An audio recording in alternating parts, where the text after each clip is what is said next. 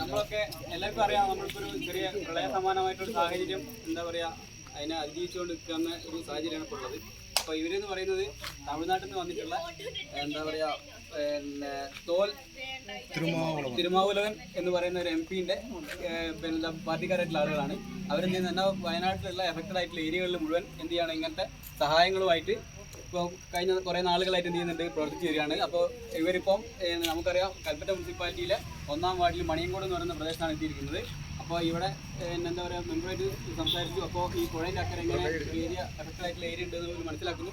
അപ്പോൾ മണിയങ്കോട് ഒരു കോളനി ഉണ്ട്, ആ കോളനിയിൽ ഇതേപോലെയുള്ള പ്രശ്നങ്ങളുണ്ടെന്ന് മനസ്സിലാക്കുന്നു. അപ്പോൾ മണിയങ്കോട് പ്രദേശത്തുള്ള ആളുകളെ മുഴുവൻ സഹായിക്കാൻ വേണ്ടിയിട്ട് ഓരൽ കഴിയുന്ന വിധത്തിലുള്ള സഹായങ്ങളുമായിട്ടാണ് അവരിവിടെ എത്തിയിരിക്കുന്നത്. അതിനാദ്യം തന്നെ അവർക്ക് എന്ത് ചെയ്യാം, നമ്മളെ പേരിലൊരു നന്ദി രേഖപ്പെടുത്താം മണിയങ്കോട് നിവാസികളുടെ. അപ്പോൾ ഇവരുടെ പാർട്ടി എന്ന് പറയുന്നത് VCK പാർട്ടിയാണ്. തമിഴ്നാട്ടിലുള്ള ഇന്ത്യ സഖ്യത്തിൻ്റെ ഭാഗമായിട്ടുള്ള ഒരു പാർട്ടിയാണ്. ഇവരുടെ MP എന്ന് പറയുന്നത് നേരത്തെ പറഞ്ഞു, തോൽ തിരുമാവൂലവൻ എന്ന് പറയുന്ന ആളാണ്. അപ്പോൾ അദ്ദേഹത്തിന് നമുക്ക് എന്ത് ചെയ്യാം, ഒരു നന്ദി അറിയിക്കാം ഈ ഒരു സാഹചര്യത്തിൽ. അപ്പോൾ ഇവിടെ വന്നിട്ടുള്ള എല്ലാവർക്കും